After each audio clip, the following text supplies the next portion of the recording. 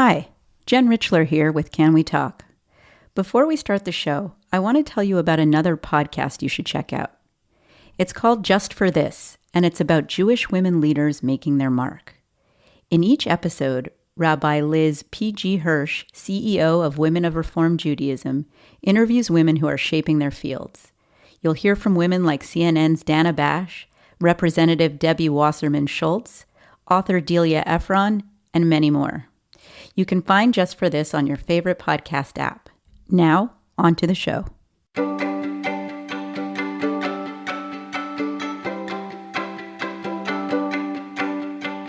Welcome back to Can We Talk, the podcast of the Jewish Women's Archive, where gender, history, and Jewish culture meet. Before sunrise on March 30th, 1942, Elaine Buchman Yoneda stood in a long line outside a government building in Los Angeles, her 3-year-old son Tommy by her side. A few months before, Japan had bombed Pearl Harbor, and the United States had entered World War II. On the West Coast, a military order called for the removal of anyone with, quote, the slightest amount of Japanese blood, unquote. Tommy was half Japanese, and Elaine had been ordered to register him for a detention center called Manzanar in the desert near the Sierra Nevada mountains. Karl, Elaine's Japanese-American husband, was already in Manzanar, but he was hoping to enlist in the U.S. Army. That would leave Tommy in the camp alone. Elaine told the officials that was unthinkable. They said there's an orphanage there. They called it a children's village. And Elaine said, well, if you're taking him, you have to take me. And they kept trying to convince her, you can't go, it will be too hard for you.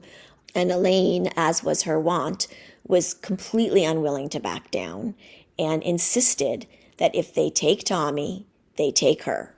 Elaine Buchman Yoneda had talked her way into Manzanar. It was one of 10 detention centers where the U.S. government imprisoned around 120,000 people of Japanese descent during World War II. Now they're commonly known as Japanese internment camps. Elaine, her husband Karl, and her son Tommy spent the next 10 months there. And so she became the only Jewish American woman on record in any of the camps. That's writer Tracy Slater. A few years ago, she stumbled on the Yonedas story and was instantly drawn to it. I am a Jewish woman, a Jewish American woman, married to a Japanese man. And when we had our child became the first Japanese American in our family, the first Jewish Japanese American in our family. And so I became really interested in the intersection of Jewish history and Japanese history, and particularly Jewish American and Japanese American history. And I was really surprised to find that there was a Jewish American woman married to a Japanese American man who, along with their 3-year-old son, had been incarcerated in an American concentration camp during World War II. Tracy dove deep into the Yonedas story. She tracked down Elaine and Karl's personal archives, which included diaries and letters from their time in Manzanar, and interviewed Elaine's granddaughter. Through her research, she was able to reconstruct their story in vivid detail. The result is Tracy's new book, Together in Manzanar, which tells the story of the Yoneda family and of the tens of thousands of Japanese Americans who were imprisoned in the U.S. during World War II. In this episode of Can We Talk, Tracy describes the bleak living conditions inside Manzanar, the tensions that festered among the prisoners, and how the Yonedas became targets of violence. She also talks about how the anti-immigrant and racist policies of the time tore families apart, and how those same forces are reemerging today. Tell us a little bit about Elaine's Jewish upbringing and Jewish identity as she was growing up. Elaine grew up in a family where her parents were immigrants from Russia. They were laborers and they joined the Jewish Bund and then emigrated sort of in stages. Her father came to the United States first, to New York, and then brought her mother over in the very early 1900s. They were quite against the concept of organized religion, and yet they still very strongly identified as Jewish. They spoke mostly Yiddish in the home. They had seemed to have been all Jewish friends. So Elaine sort of grew up with a strong cultural Jewish identity. Something in her seems to have clicked that, she needed to stand up for people who were being oppressed. A lot of that came from, her identity as a Jew and her parents escaping a pretty violent time in Europe, with pogroms and repression against Jewish people and repression against the Labor Bund, and their belief that, you don't just pray in the face of injustice, you stand up and you fight. Like Elaine, Karl was the American-born child of immigrants. His parents came from Hiroshima and settled in California just before the turn of the 20th century. That's where Karl was born and lived until he was 7. His father couldn't really make enough of a living in California, so they moved back to Hiroshima. So Karl grew up mostly in Hiroshima, in Japan, although he was an American citizen and born in the United States.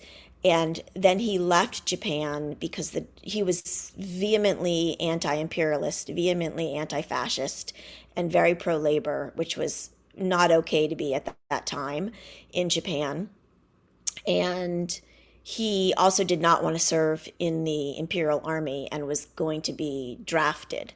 And so he left Japan when he was about 19 and came back to the United States. Elaine and Karl's shared passion for labor activism brought them together. Elaine was working for the International Labor Defense Fund, which helped bail out people who had been arrested at labor protests or anti-fascist protests. Karl had been arrested at a labor protest and had been beaten quite severely by what was called the Red Squad, which was a pretty brutal anti-labor police force in California.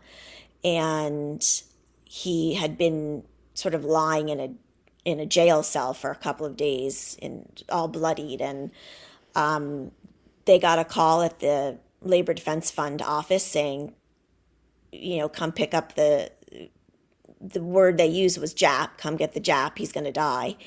And Elaine went with a colleague to bail him out, and that's when they met. Elaine was married at the time and had a young daughter named Joyce, but her marriage was on the rocks and ended soon after she met Karl. The way Karl tells it, he was immediately sort of blown away by Elaine and her sort of bright and vivacious presence.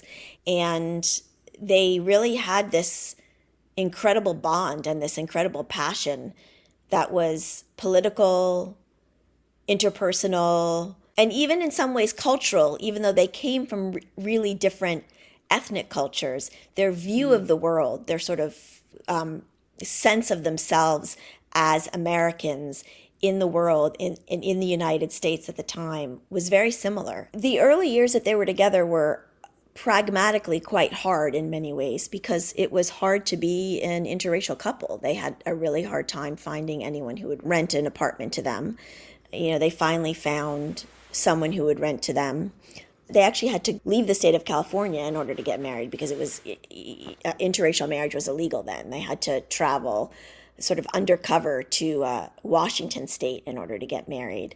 In 1939, Elaine gave birth to a little boy named Tommy, Elaine and Karl's first and only child together. And Elaine and Karl and Tommy and Joyce were all living together in San Francisco in the Fillmore area when Japan bombed Pearl Harbor in 1941. So quite soon after Japan bombed Pearl Harbor and the U.S. entered the war, there became pretty strong cries to incarcerate the Japanese American community on the West Coast. The sort of underlying justification was that the bombing of Pearl Harbor was likely supported by fifth columnists or saboteurs in Hawaii, and they may also be on the west coast of the mainland. So this was actually disproved relatively quickly, that there were saboteurs. But the proof of the disapproval and the research that the Navy intelligence service had done themselves into the potential risk for the Japanese American community on the West Coast, both of those sort of pieces of knowledge or news were either buried or ignored, really because of racism, and also likely because of a desire to have the land that a lot of the Japanese American farmers had been able to turn into quite successfully arable land on the West Coast. For those reasons, the cry in the media and among politicians in Congress and among quite an alarming percentage of the United States public quickly shifted from an exploration of locking up the Japanese immigrant community on the West Coast to what we will do about the entire sort of ethnic or ethno-national community of Japanese Americans. And the cry quickly turned into a very loud demand that the entire West Coast Japanese American community, including Japanese American citizens, be locked up in concentration camps. And concentration camps was the term that was used by politicians, by the media, by many in the American public. So it was clearly a race-based mass incarceration. 120,000 people were removed from the West Coast and incarcerated, 2/3 of whom were American citizens. So that's 80 to 90,000 American citizens locked up in camps with no due process. Karl was on one of the earliest transports to Manzanar. He actually volunteered to be among the first to go. Why was that? Yes, he did volunteer to be among the first to go. He tried to enlist right after Pearl Harbor. He tried to enlist in the U.S. military. He and Elaine both deeply wanted to support the Allied war effort. They were obviously deeply opposed and terrified by the Nazis, and also by the Japanese imperialists, who were vehemently anti-communist and vehemently imperialist. And he was turned away, as were all Japanese Americans. They had been categorized as basically enemy aliens. And as it became clearer and clearer that the entire Japanese American community was going to be forcibly removed and incarcerated, including citizens, Karl thought, the best way to support his community in anticipation of the incarceration, go to Manzanar and help build the camp in order to try to ensure that it was as habitable as possible. And he had also been told that the families of the early volunteers would be the last to be incarcerated. He and Elaine assumed that Elaine and Tommy would remain free anyway, because they kept thinking, who would possibly think to lock up a 3-year-old? That seemed completely preposterous. Mm-hmm. But he was, heartened by the assurance that if he went and volunteered, this would be an extra layer of safety for his family. And also he had no means of supporting himself. This was the only job that he could get.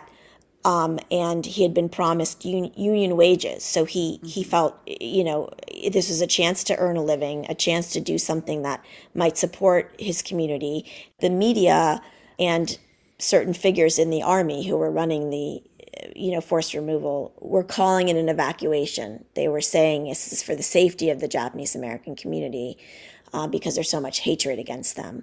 They were saying we're going to be building, cities in the desert where people can ride out the war. Karl boarded a train for Manzanar on the cold, gray morning of March 23rd, 1942, along with 1,000 other Japanese American men.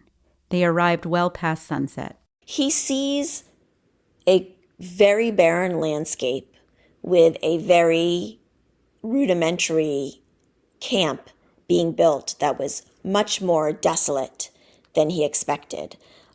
He also sees armed guards and realizes that it really is going to be a concentration camp.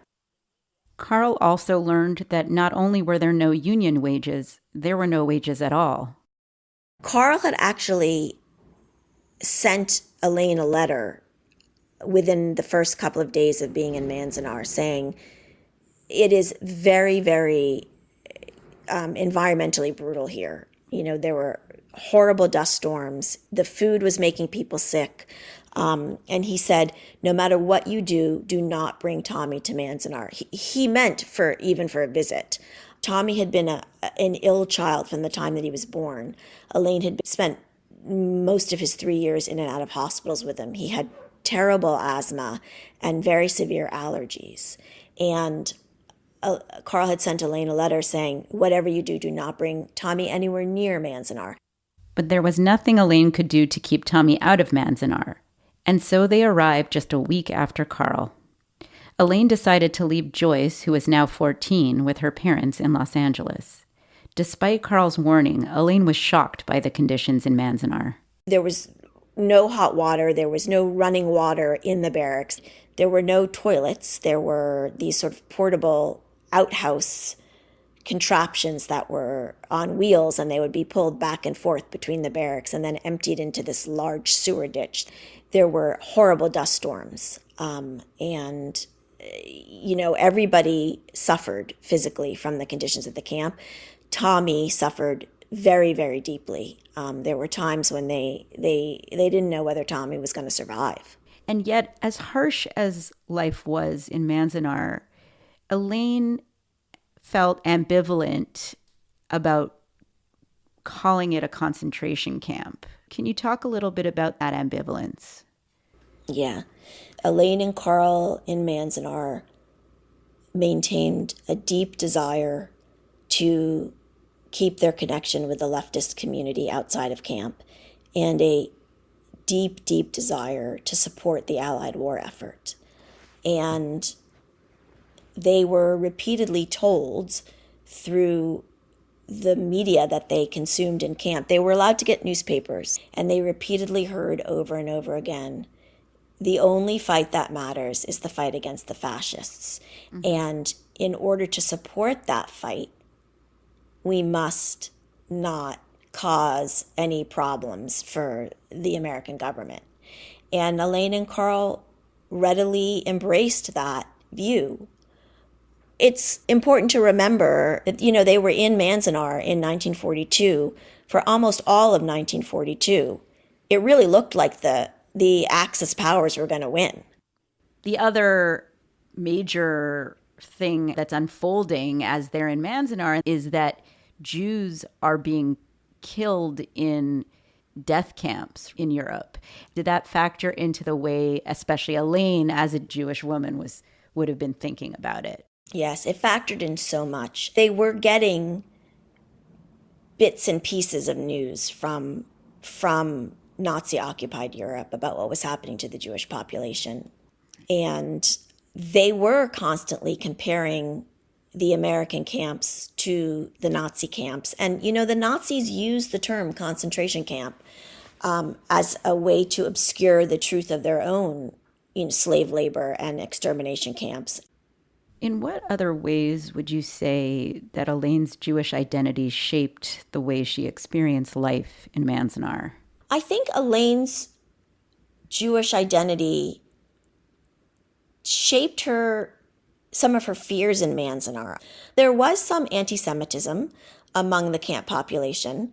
The older generation in the camp, those who had immigrated from Japan, had immigrated from quite an anti-Semitic country. The translation of the Protocols of the Elders of Zion had been quite popular in Japan in the early part of the century. And as the 1930s went on, Japan became more and more allied with Nazi Germany. And so there was, unsurprisingly, anti-Semitism at the camp, just as there was, vehement anti-Semitism in the U.S. culture at the time, in the U.S. military, and Elaine and Karl both confronted some of that. And I think it heightened their fears of, what would happen if Japan and Nazi Germany together won the war.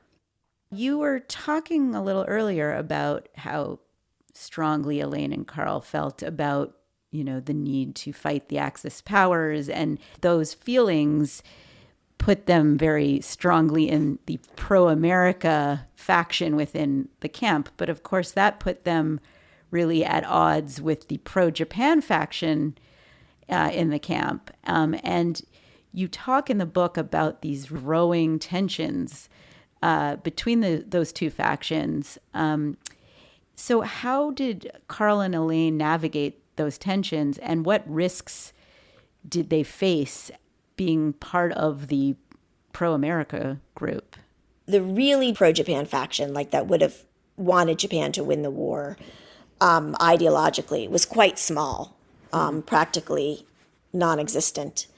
But as the incarceration went on, and as people questioned how they could be American citizens and be denied their citizenship and civil rights and their freedoms, more and more people became disillusioned with American democracy and with the American government. And more people sort of gravitated towards this agitation that took the form of a kind of pro-Japan, anti-American sentiment. As the incarceration went on, the sort of pressure cooker of the camp built up, and these two, quote, pro-Japan and quote, American factions began butting heads more and more loudly and at times violently. This tension became especially dangerous for the Yonedas because of their pro-America activism. Joseph Kurihara, one of the leaders of the pro-Japan faction known as the Black Dragons, put Karl's name on a death list. But soon after that, Karl left Manzanar. His request to enlist in the U.S. Army had finally been granted. Days later, on December 6, 1942, tensions in the camp boiled over and the Manzanar uprising broke out. Men in masks beat so-called collaborators, and military police fired shots, wounding 11 prisoners and killing 2, including a teenager. That afternoon, Joseph Kurihara riled up a crowd of several hundred in front of the administration building. Many were part of the pro-Japan faction and responded with loud cheers. But there were also concerned spectators, including Elaine and Tommy. At one point, Kurihara said that because Karl Yoneda had, quote-unquote, escaped to the army, they would get his son instead. When Elaine heard this, she grabbed Tommy's hand and ran back to their barrack. In a letter to Karl, Elaine described the terror of that night. I felt so apprehensive it was impossible to sleep. I braced Tommy's toy box against the door so nobody would be able to get in from the outside, then piled the bench and whatever else was available on top of that. The minute hand of my watch indicated it was just past midnight. The 7th of December was about to begin, 1 year after Pearl Harbor. And when I realized I had no idea what was going to take place, a feeling of suffocation came over me. I was torn between thinking on the one hand, if only Karl were here at a time like this, and on the other, no, he has more important business to attend to. I'm just going to have to get through this on my own. With men holding wooden clubs lurking nearby, Elaine hatched a plan. She turned Tommy's coat inside out so the shiny lining was on the outside and tied a scarf around his head so he looked like a girl. Then they ran in the cold and dark until they met a soldier who brought them to an administration building. The next morning, Elaine and Tommy were taken to the military police barracks for protection, along with a few dozen other prisoners who had been targeted. And just a few days after that, Elaine and Tommy were released and allowed to return to the West Coast. A new policy allowed mixed-race prisoners and non-Japanese spouses to go free. Elaine and Tommy had been in Manzanar for nearly 10 months. The vast majority of prisoners, mostly people of full Japanese ancestry, would remain in Manzanar for another 2 years. Eventually, Elaine and Tommy resettled in San Francisco, where Elaine worked really hard to get work in the war industry and was finally able to. They had some trouble finding housing because Elaine's now 4-year-old son was Japanese American and was still seen as a national threat. But they finally found a place to rent from an old leftist comrade, basically. Tommy was again incredibly ill and had to spend months separated from his mother, actually in quarantine in a sanitarium, almost certainly because of the terrible environmental conditions that he endured in Manzanar. Karl was serving overseas as part of the Office of War Information's psychological warfare team. He was still overseas in China on August 6, 1945, when he learned that his hometown of Hiroshima had been flattened by an atomic bomb. Amazingly, his mother survived. Karl returned home to San Francisco that fall, and the Yonedas started the next chapter of their lives as a family. But life after Manzanar wasn't easy.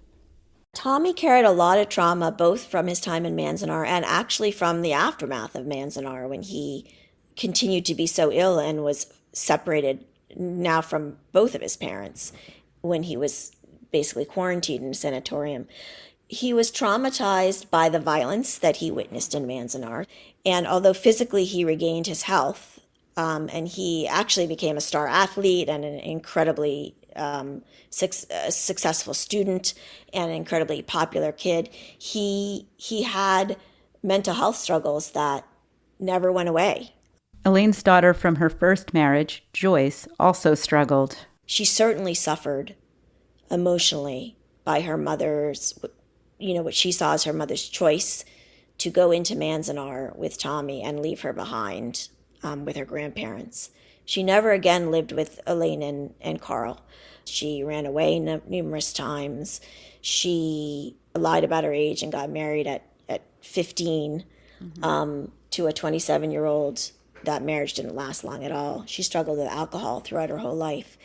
Joyce is a reminder of what happened to mixed families in and around the camps, which is a story that has not been told at all beyond some scholarly exploration of that.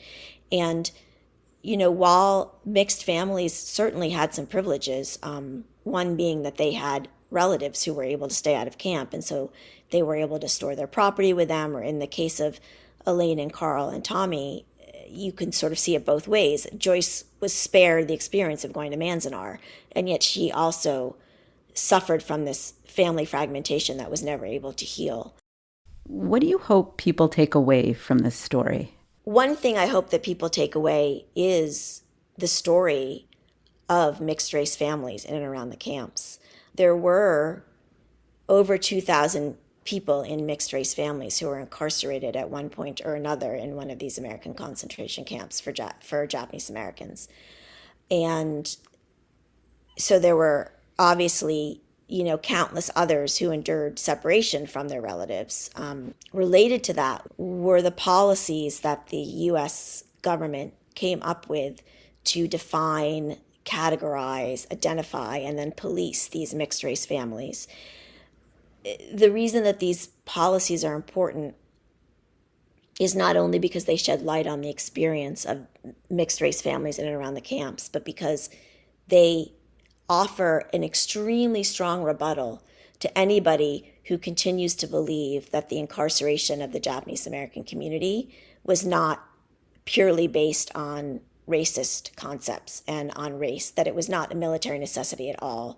If you look at the official mixed marriage policy for families of the camps, you will see an incredible obsession with defining race and with defining who was dangerous based on what percentage of racial blood they had.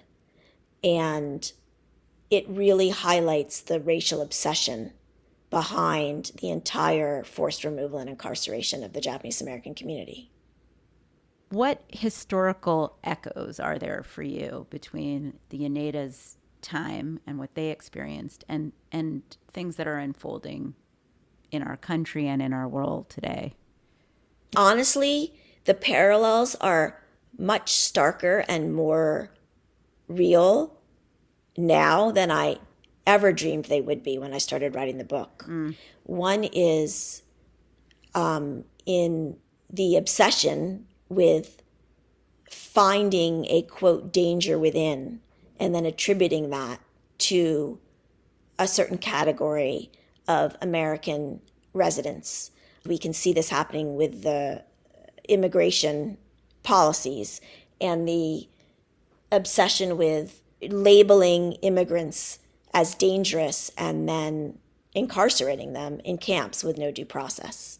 Another thing that I feel is very important to remember about this history is that when the discussion about the West Coast Japanese American community began in late 1941, it was a discussion of what to do about immigrants, and it very quickly morphed into a discussion of what to do about a whole category of people living in the United States, and citizenship quickly became irrelevant. And that is a real warning that I think we need to heed today.